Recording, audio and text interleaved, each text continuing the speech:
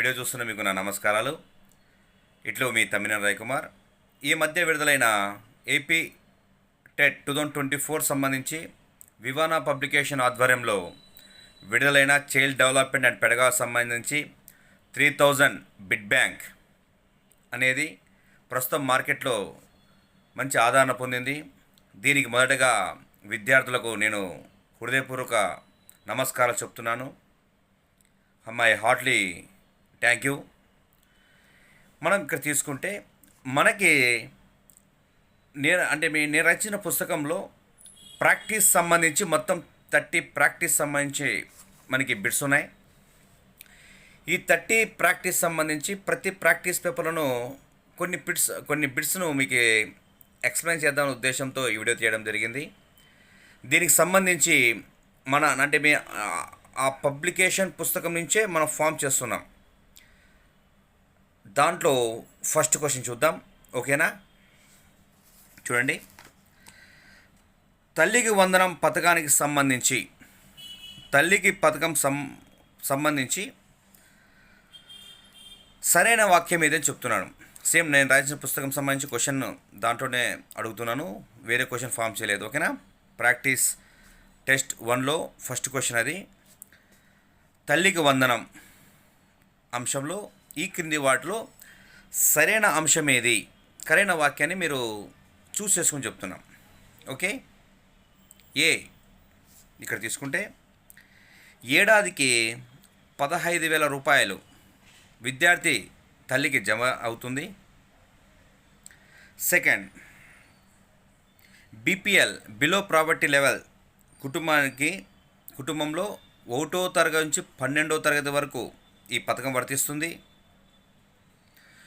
విద్యార్థి కంపల్సరిగా 75% అటెండెన్స్ అనేది కంపల్సరిగా ఉండాలి. Fourth option, inter vocational course చదివే వారికి ఏడాదికి 17,500 అనేది అంటే 17,500 రూపీస్ అనేది వాళ్ళ అకౌంట్లో జమ అవుతుంది. ఇది మన ప్రాక్టీస్ సంబంధించిన ఫస్ట్ క్వశ్చన్.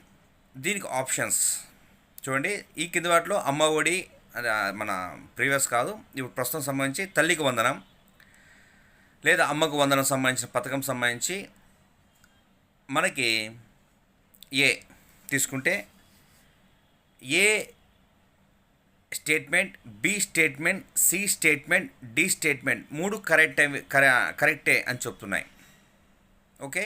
అది ఏ ఆప్షన్లో ఉంది. రెండో ఆప్షన్లో తీసుకుంటే బి మరియు డి మాత్రమే కరెక్టు, మిగతావి రాంగ్ అని చెప్తున్నాను. మూడవది A, B, C, A statement, B statement, C statement మాత్రమే రైటు, డి స్టేట్మెంట్ రాంగ్ అని చెప్తున్నాను. Fourth statement A statement, C statement, D statement మాత్రమే కరెక్ట్ అని చెప్తున్నాను. దీనికి సరైన సమాధానాన్ని కొద్దిగా ఆలోచించి ఆన్సర్ చేయండి. అయితే ఎగ్జామ్ వ్యూలో మీకు ఉండేది జస్ట్ ప్రతి క్వశ్చన్కి మీకు 50 సెకండ్సే మాత్రం టైం ఉంటుంది.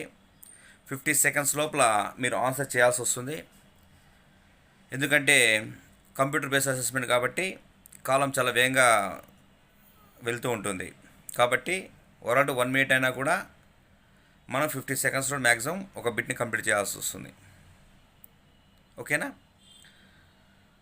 ఓకే, దాని ఫస్ట్ ఆన్సర్ చెప్పండి, ఓకేనా? పాస్ చేసుకోండి, ఓకే? వీడియో పాస్ చేసుకుని ఆన్సర్ చేసే ప్రయత్నం చేయండి, ఓకే? కొద్దిగా సీరియస్ ఆస్పిరెంట్స్గా ట్రై చేయండి, ఓకేనా? ఊరికే మామూలు జోవెల్గా చేయడము చేయొద్దండి, ఓకేనా? సీరియస్గానే మీరు క్వశ్చన్కి ఆన్సర్ చేయండి, ఓకేనా? ఇది తీసుకుంటే దీనికి సరైన సమాధానం అనేది ఏ స్టేట్మెంట్ అంటే అమ్మకు వందనం అనేది 15,000 రూపాయలు వాళ్ళ అమ్మకి జమ అవుతుంది. ఒకవేళ తండ్రులు లేకపోతే గార్డియన్కి డబ్బులు పడతాయి 15,000 రూపాయలు. తర్వాత మన గౌరవనీయ చంద్రబాబు నాయుడు గారు చెప్పినట్లు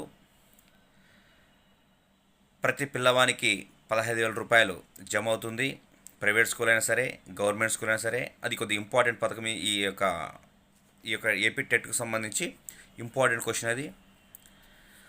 తర్వాత బీపీఎల్ సంబంధించిన కుటుంబానికి 1వ తరగతి నుంచి 12వ తరగతి వరకు, అది కూడా కరెక్ట్ స్టేట్మెంటే. మూడో స్టేట్మెంట్ ఏమి, మనకు సంబంధించి 75% అటెండెన్స్ అనేది కంపల్సరీ. 70% అటెండెన్స్ ఉంటేనే కంపల్సరీగా అది అమ్మకు వందనం అనేది కంపల్సరీగా పడుతుంది. లేకపోతే ఆ పిల్లవానికి సంబంధించి అమౌంట్ జమ కాదు.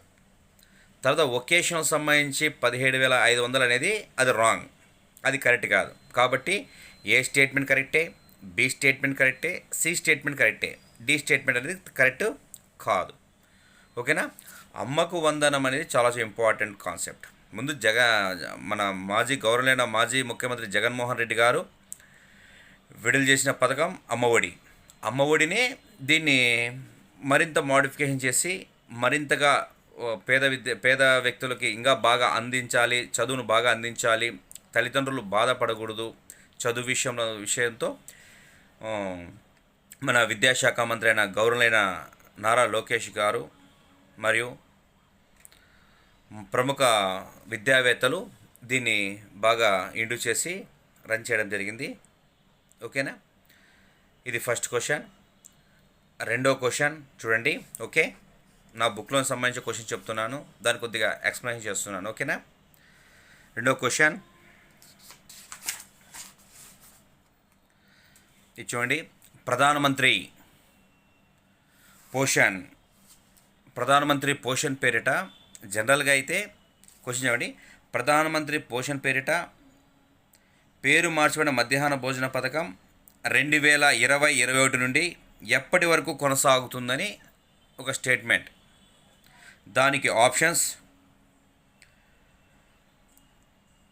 2023 to 24 అని, 2025 to 26 వరకు అని, 2026 నుంచి 2027 వరకు అని, 2027 నుంచి 2028 వరకు అని. ఇవి 4 ఆప్షన్స్ మనకి ఇవ్వడం జరిగింది. ఓకేనా. ఇందులో సరైన సమాధానం ఏదనేది మీరు ఎంచుకోవాల్సి వస్తుంది. వెరీ ఇంపార్టెంట్ పథకం ఇప్పుడు అది. ఓకే, చూడండి. దానికి సరైన సమాధానం మనకి 2025 to 2026 అనేది మన ప్రధానమంత్రి పోషణ సంబంధించి రన్ అవుతుంది. ఇది జనరల్గా మనకి 2021లోనే ఇది ఫామ్ అయింది. అయితే దాదాపు మనకి సెంట్రల్ సంబంధించి మధ్యాహ్న భోజన పథకం సంబంధించి సెంట్రల్ ఫండింగ్ వస్తుంది, స్టేట్ ఫండింగ్ ఉంటుంది. దాదాపు 60-40 రేషియోలో మనకి ఫండింగ్ రన్ అవుతూనే ఉంటుంది. కేంద్రం అనేది 60% ఇస్తుంది, రాష్ట్రం 40% ప్రకారం మధ్యాహ్న భోజన పథకాన్ని రన్ చేస్తూనే ఉంటుంది. అందుకోసమే మన తెలుగుదేశం ప్రభుత్వం వచ్చిన తర్వాత ముందు మనకి జగనన్న గోరుముద్ద అనే పథకం ఉండేది. జగనన్న గోరుముద్ద పథకం కింద మనకి యాప్ ఉండేది. అయితే దాన్ని ఏం చేశారంటే ప్రధానమంత్రి పోషణ్ సంబంధించి పేరు మార్చడం జరిగింది. దాంతోపాటు రీసెంట్గా డొక్కా సీతమ్మ మధ్యాహ్న భోజన పథకం అని పేరు మార్చడం జరిగింది. అయితే పిఎం పోషణ్ అనేది రన్ అవుతుంది. అయితే ఇప్పుడు కొత్తగా డొక్కా సీతమ్మ గారి మధ్యాహ్న భోజన పథకం అనేది ఇంట్రడ్యూస్ అవుతుంది ఆంధ్రప్రదేశ్లో. వెరీ ఇంపార్టెంట్ అది. ఓకేనా. ఈ పథకం సంబంధించి మనకి 2025 to 26 వరకు ఉంటుంది. అయితే మరి కొనసాగుతుంది అంటే 5 years వన్స్ రెన్యువల్ చేస్తూనే ఉంటారు. మనకి 60-40 రేషియోలో అది అమౌంట్ మనకి పడుతూనే ఉంటుంది. మంచి పౌష్టికాహారం అందాలి పిల్లవాళ్ళకి సంబంధించి ఏర్పాటు చేసిన అత్యంత అద్భుతమైన పథకం అది. ఓకేనా. ఓకే, నెక్స్ట్ క్వశ్చన్ చూద్దాం. ఓకే, పిల్లలకి నేర్చుకోవడానికి నేర్పిస్తే నేర్పితే అన్నీ నేర్చుకుంటారు అని తెలిపింది ఎవరు అంటున్నాడు. ఓకే, చాలా ఇంపార్టెంట్ క్వశ్చన్ అది. ఓకే, టోటల్ ఈ పుస్తకంలో 3000 బిట్లు ఉన్నాయి. దాంట్లో ఒక పార్ట్ 1కి సంబంధించి చెప్తున్నాను. ఓకేనా. ఓకే, పిల్లలకి నేర్చుకోవడానికి నేర్పితే అన్నీ నేర్చుకుంటారు అని తెలిపిన అత్యంత కీలకమైన స్టేట్మెంట్ ఎవరు చెప్పారు? Part A. విద్యా హక్కు చట్టం 2009, national education policy 2020, NCF 2005, NEP 1968. కొద్దిగా పాస్ చేసుకోండి వీడియోని, ఆన్సర్ చేయడానికి ప్రయత్నం చేయండి. ఓకేనా? ఇక్కడ తీసుకుంటే మనకి మనకి నేషనల్ కరికులం ఫ్రేమ్ 2005 అనేది నేషనల్ కరికులం ఫ్రేమ్ 2005 యష్పాల్ సంబంధించి స్టేట్మెంట్. ఇది కరెక్ట్ అంశం. ఈ స్టేట్మెంట్ అనేది యష్పాల్ లెర్నింగ్ వితౌట్ బర్డన్ అనేది 1993లోనే స్టార్ట్ అయింది. తర్వాత 2005 సంబంధించిన యష్పాల్ ఆధ్వర్యంలో జరిగింది లెర్నింగ్ వితౌట్ బర్డన్, భారం లేని విద్య అనుగుణంగా ఒక విద్యా విధానంలో నూతన పోకలు తీసుకొచ్చిందే ఒక national curriculum frame. Very very important. ప్రతి ఎగ్జామినేషన్లో ఎన్సిఎఫ్ 2005 సంబంధించి యష్పాల్ సంబంధించి క్వశ్చన్ లేకుండా ఉండదు, కంపల్సరీగా నేర్చుకోవాల్సి ఉంటుంది. ఓకేనా? Next question.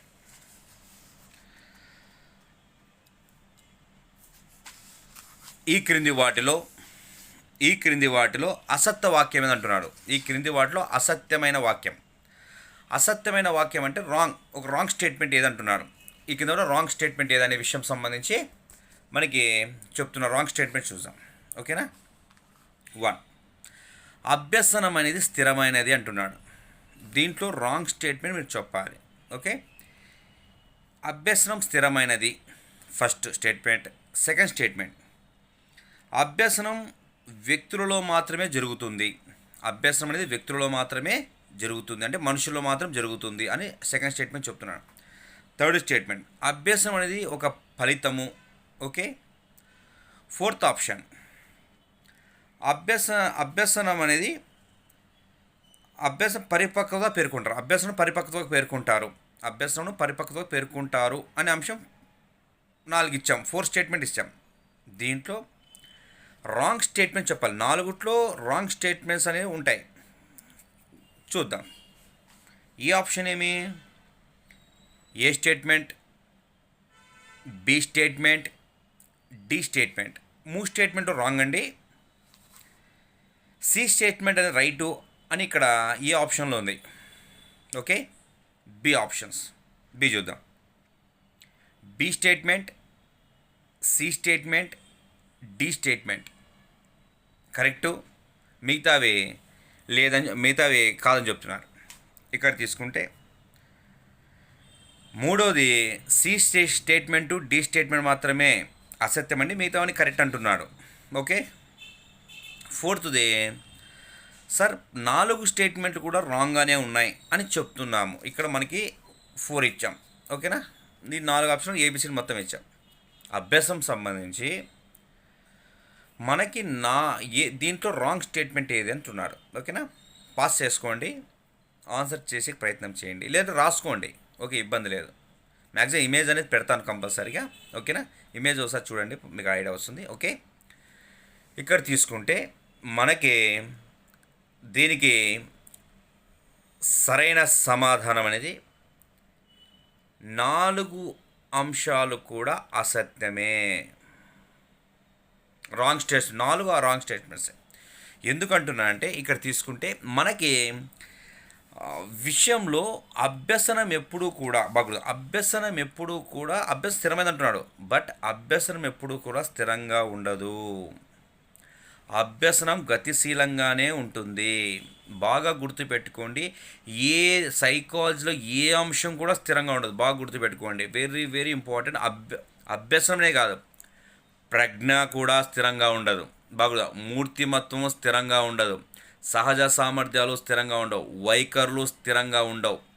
అంటే ఏవి కూడా సైకాలజీ సంబంధించి ఏవి కూడా స్థిరంగా ఉండవు. బాగా గుర్తుపెట్టుకోండి. ఎప్పుడైనా సరే ఎగ్జామినేషన్లో స్థిరము అంటే అది ఖచ్చితంగా కాదు. ఎప్పుడు స్థిరం అనేది ఎప్పుడు ఉండదు. సైకాలజీ ఎప్పుడు కూడా ఏ అంశం కూడా స్థిరంగా ఉండదు. ఎప్పుడు గతిశీలంగా మార్పు జరుగుతూనే ఉంటుంది. Very very important. రెండు చూద్దాం. అభ్యసనం వ్యక్తులు మాత్రమే జరుగుతున్నాడు. అభ్యసనం వ్యక్తులు కాదు, ప్రతి జీవికి అభ్యాసం జరుగుతుంది. ప్రతి జీవికి కూడా అభ్యసనం జరుగుతుంది. అది మనుషులకు మాత్రమే అభ్యాసం జరుగుతున్న రూల్ ఏమీ లేదు, ప్రతి జీవికి అభ్యసనం జరుగుతుంది. ఓకేనా. మూడోది అభ్యసనం ఫలితం అంటాం. జనరల్గా అయితే అభ్యసనం అనేది ఫలితము ఉత్పత్తి కాదు, ఎప్పటికి కాదు. అభ్యసనం అనేది ఒక ప్రాసెస్. అభ్యసనం ఒక ప్రక్రియగా వ్యక్తి పుట్టినప్పటి నుంచి చనిపోయేంత వరకు అభ్యసనం జరుగుతూనే ఉంటుంది. అది వెరీ వెరీ ఇంపార్టెంట్. నెక్స్ట్ వచ్చి అభ్యసనం పరిపక్వతగా పేర్కొంటారు. రాంగ్. ఎందుకంటే అభ్యసనం వేరు, పరిపక్వత వేరు. జనరల్గా అయితే శారీరక వికాసం జరగాలన్నా, మానసిక వికాసం జరగాలన్నా, ఉద్వేగ వికాసం జరగాలన్నా, నైతిక వికాసం జరగాలన్నా, సాంఘిక వికాసం జరగాలన్నా, ఏ వికాసం జరగాలన్నా ఫ్రీక్వెన్సీ బ్రాకెట్ అభ్యసనము ఇంటూ పరిపక్వత ఉంటేనే వికాసం జరుగుతుంది, లేకపోతే వికాసం జరగదు.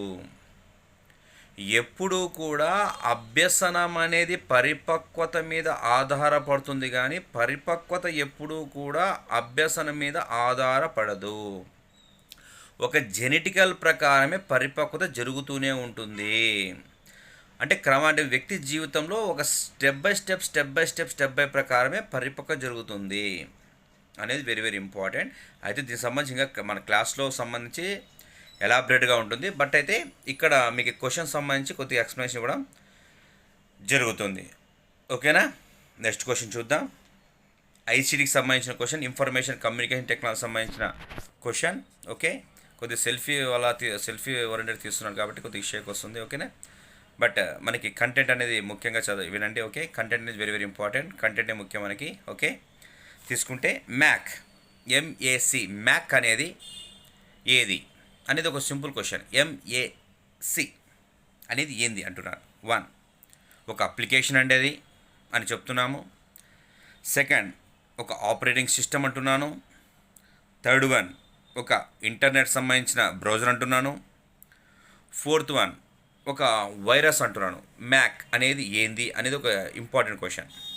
జనరల్గా పాస్ చేయండి, ఆన్సర్ ట్రై చేయండి. ఇన్ఫర్మేషన్ కమ్యూనికేషన్ టెక్నాలజీ వస్తుంది. దీనికి సరైన సమాధానం మ్యాక్ అనేది ఏదంటే ఒక ఆపరేటింగ్ సిస్టమ్. ఆపరేటింగ్ సిస్టమ్ అనేది మన సెంట్రల్ ప్రాసెసర్ యూనిట్లో ఒక హృదయం లాంటిది ఆపరేటింగ్ సిస్టమ్ అనేది. ఆపరేటింగ్ సిస్టమ్ నీట్గా ఉంటేనే ప్రతి అంశము చాలా క్లారిటీగా విషయం సంబంధించిన ప్రొసీజర్ జరుగుతుంది. ఇన్పుట్కి అవుట్పుట్ డివైస్కి క్లారిటీ వస్తుంది. లేకపోతే ఆపరేటింగ్ సిస్టమ్ లేకపోతే లేదు. మన మొబైల్స్ అన్ని కూడా ఓఎస్ కంపల్సరీగా ఆపరేటింగ్ సిస్టమ్స్ అప్డేట్ ఉంటాయి. మ్యాక్ అనేది దాదాపుగా ఎక్కడ వాడతారంటే యాపిల్స్ మొబైల్ దాంట్లో ఎక్కువగా మ్యాక్ వాడతారు. యాపిల్ మొబైల్లో కానీ మన కంప్యూటర్స్లో కానీ ఎక్కువ మ్యాక్ అనేది ఆపరేటింగ్ సిస్టమ్ అనేది ఎక్కువగా వాడతారు. ఓకేనా. అది కొద్దిగా ఇంపార్టెంట్. ఓకేనా. నెక్స్ట్ క్వశ్చన్కి వెళ్దాం. ఓకే. ఇక్కడ చూడండి.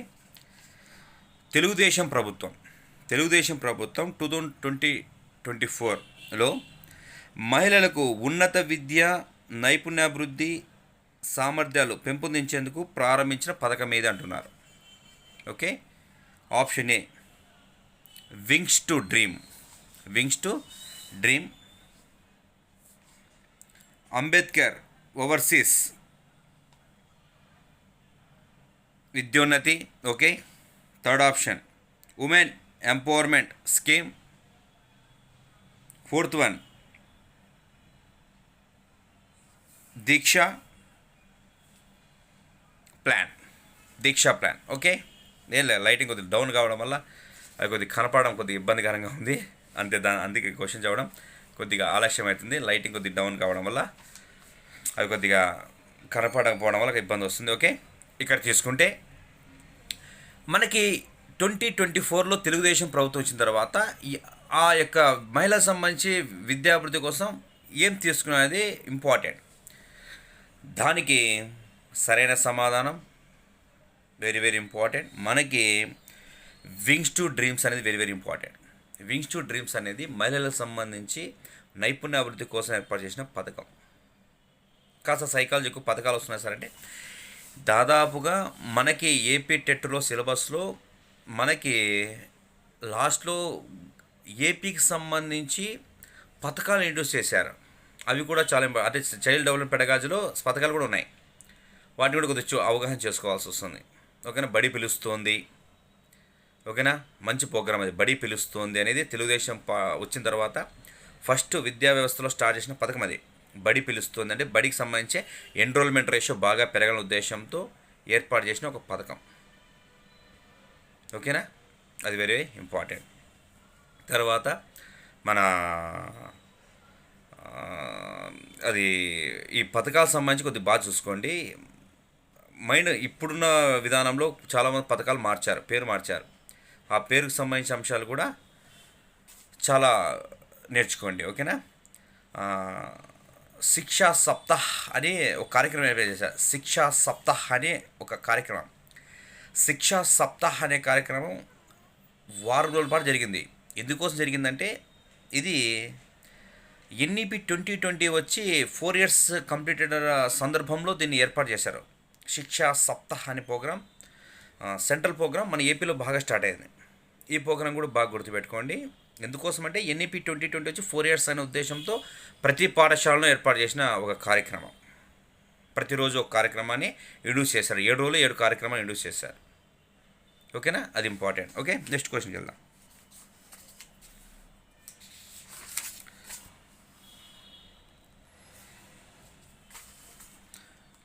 ఇక్కడ చూడండి, అసెస్మెంట్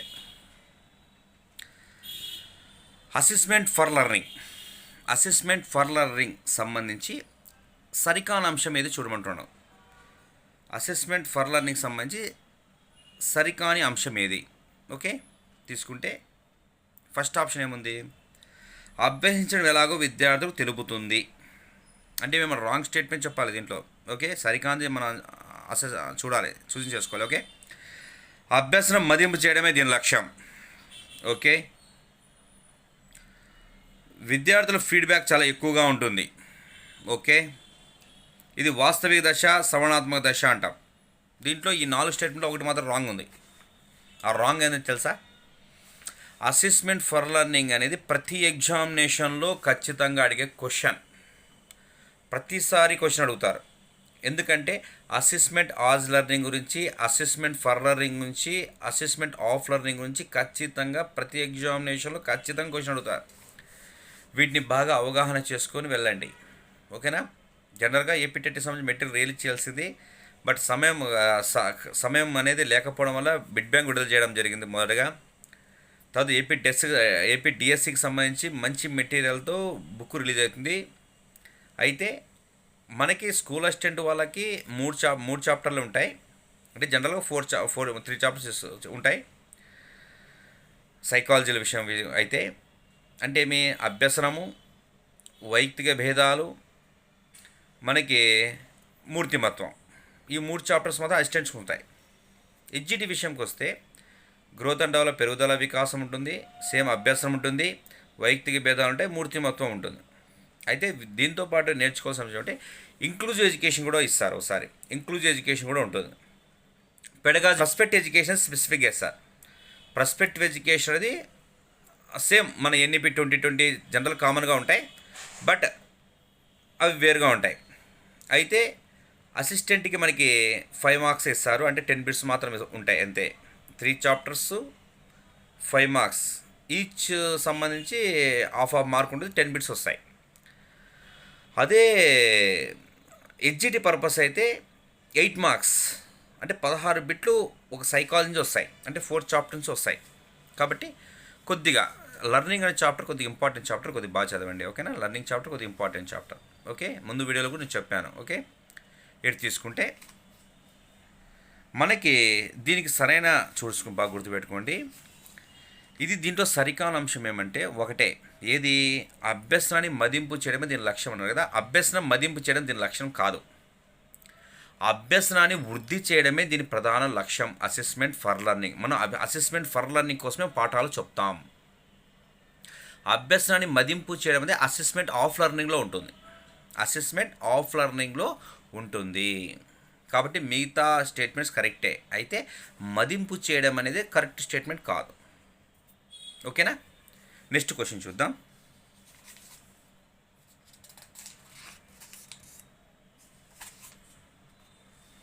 ఒక జనరల్ క్వశ్చన్ వచ్చింది.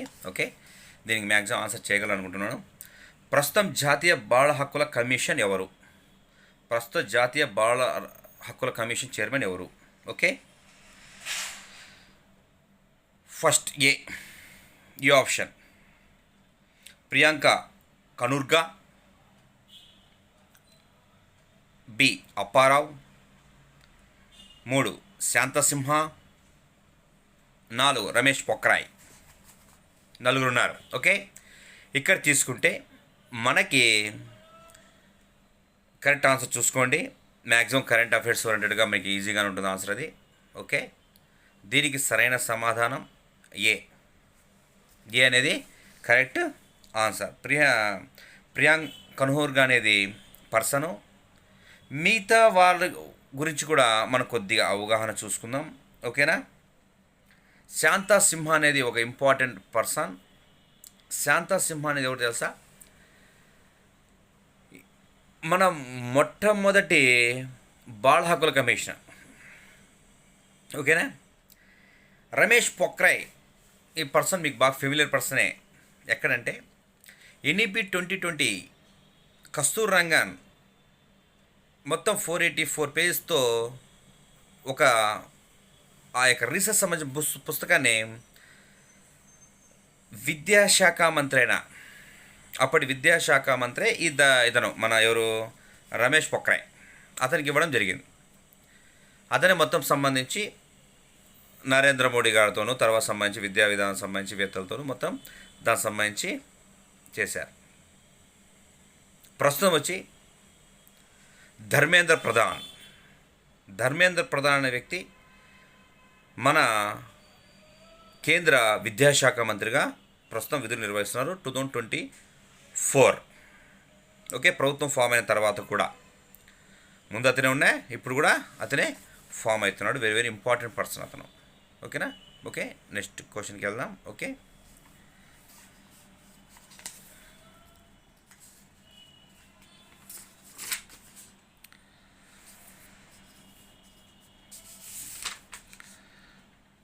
ఇచ్చేయండి. సింపుల్ క్వశ్చన్ ఉంది, సింపుల్ క్వశ్చన్ ఆన్సర్ చేయగలరు మీరు.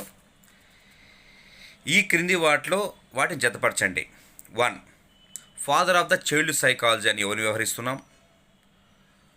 Father of the stress management అని ఎవరిని వ్యవహరిస్తాం? Father of the modern psychology అని ఎవరిని వ్యవహరిస్తాం? ఫాదర్ ఆఫ్ ద అనిమల్ సైకాలజీని ఎవరిని వ్యవహరిస్తాం? సింపుల్ అండి, ఇది చాలా సింపుల్గా ఉంటుంది. క్వశ్చన్ ఆన్సర్ చూసుకోండి, బాగా ఈజీగా ఆన్సర్ చేసి ట్రై చేయండి. ఓకేనా. ఎవరిని అంటాం? ఫిల్ ద మ్యాచ్కి సంబంధించి పక్కన కూడా ఇచ్చాను, ఒకసారి చూడండి, క్వశ్చన్ చదవండి, దాని మ్యాచ్కి సంబంధించి కూడా చూడండి, ఆన్సర్ చేయండి, క్వశ్చన్ పాస్ చేసుకోండి. ఇక్కడ తీసుకుంటే మనకి father of child psychology, father of the child psychology వచ్చి స్టాన్లీ హల్. అమెరికా దేశంలో స్టాన్లీ హల్ అనే వ్యక్తి అతను అంటాం. ఇతను very very important person. Content of the child mind పుస్తక రచయిత కూడా మనకి స్టాన్లీ హల్లీనే. Very very important. కౌమార దశ అనేది ఒత్తిడితో కూడుకుంది, ప్రయాసంతో కూడుకుంది, ఒక నూతన జన్మగల దశాన్ని అభివర్ణించిన వ్యక్తి కూడా స్టాన్లీ హల్లే. వెరీ వెరీ మనకి important person. Okay, next person అంటే father of the stress management Hans Selye అనే వ్యక్తి ఫాదర్ ఆఫ్ స్ట్రెస్ మేనేజ్మెంట్ సంబంధించిన ప్రాసెస్ తీసుకొచ్చాడు. Father of the stress management word కనపడితే హన్స్ సెల్విని పెట్టుకోండి. ఇది చెప్పి రీసెర్చ్ చేయమంటే ఎమోషన్ సంబంధించి అడ్రినల్ గ్లాండ్ సంబంధించిన ఇంపాక్ట్ అనేది ఇక్కడ అతను తన రీసెర్చ్లో ఎక్కువగా యూటిలైజ్ చేశాడు. ఓకేనా. దానికి సంబంధించి కొద్దిగా చూడండి. ఓకేనా. జనరల్ అడాప్షన్ సిండ్రోమ్ అంటాం. జనరల్ అడాప్షన్ సిండ్రోమ్ సంబంధించి చెప్పింది కూడా హన్స్ సెల్వినే. Okay, next person father of the modern psychology William James. ఇతనే ఫాదర్ ఆఫ్ ద ఫంక్షనిజం అంటాం. ద ప్రిన్సిపల్స్ ఆఫ్ సైకాలజీ పుస్తక రచయిత ఇతనే. ఒక వ్యక్తులకు సంబంధించిన అభిరుచులు అనేది సంఘంలో ఇడుసు వంటివి అని చెప్పిన, అంటే ఇడుసు అంటే ఒక చక్రానికి ఇడుసులు ఎలా ఉంటాయో, ఒక చక్రానికి ఆపకేపుగా ఎలా ఉంటాయో ఇడుసు వంటివి అభిరుచులు అని చెప్పిన వ్యక్తి కూడా విలియం జేమ్సే. Father of the modern psychology అంటాం. Okay, father of the animal psychology Thorndike. యత్నదోష అభ్యసన సిద్ధాంతకర్త, సమరూప అభ్యసన బదలాయింపు సిద్ధాంతకర్త. దీనే విజయపద వర్ణిత అభ్యసన సిద్ధాంతం అంటాం. ఈ థార్ండైక్ సిద్ధాంతాన్ని ఇతను పిల్లి మీద, కోడి పిల్లల మీద ప్రయోగాలు చేశాడు. ఇతను అత్యంత కీలకమైన ప్రాథమిక సూత్రాలు 3, గౌణ సూత్రాలు 10, మొత్తం 13 సూత్రాలు అనేటివి ఇతను చెప్పిన ఒక సిద్ధాంతాలు ఉంటాయి. బాగా చదివి కంపల్సరీగా నేర్చుకోండి, ఓకేనా. దీనికి సంబంధించిన ఆప్షన్స్ మీకు ఆ క్వశ్చన్ చేయండి, మీకు అర్థమైపోయి ఉంటుంది. Father of the animal psychology Thorndike. ఇతను అనిమల్ సైకాలజీ పుస్తకాన్ని కూడా రాశాడు. మీరు యత్నదోష అభ్యసన సిద్ధాంతం అన్నా, ట్రయల్ అండ్ ఎర్రర్ మెథడ్ అన్నా, హిట్ అండ్ మిస్ మెథడ్ అన్నా, సెలెక్ట్ అండ్ కనెక్టెడ్ మెథడ్ అన్నా, సంధాన సిద్ధాంతమైన, విజయపద వర్ణిత అభ్యసన సిద్ధాంతమైన ఇతని యొక్క సిద్ధాంతమే. వెరీ వెరీ ఇంపార్టెంట్ థియరీ, ఓకేనా. ఓకే, ఈ సెక్షన్ సంబంధించి కంప్లీట్ చేస్తున్నాను. నెక్స్ట్ సెక్షన్ సంబంధించి కొన్ని క్వశ్చన్స్ తీసుకొని మీకు విషయం చెప్తాను. దాన్ని మీకు కొద్దిగా యూజ్ అవుతున్న ఉద్దేశంతో వీడియో తీయడం జరుగుతుంది, ఓకేనా. మీరు వీడియో చూస్తున్న మీకు నా ఇంకోసారి కృతజ్ఞత చెప్తున్నాను. Okay, have a nice day.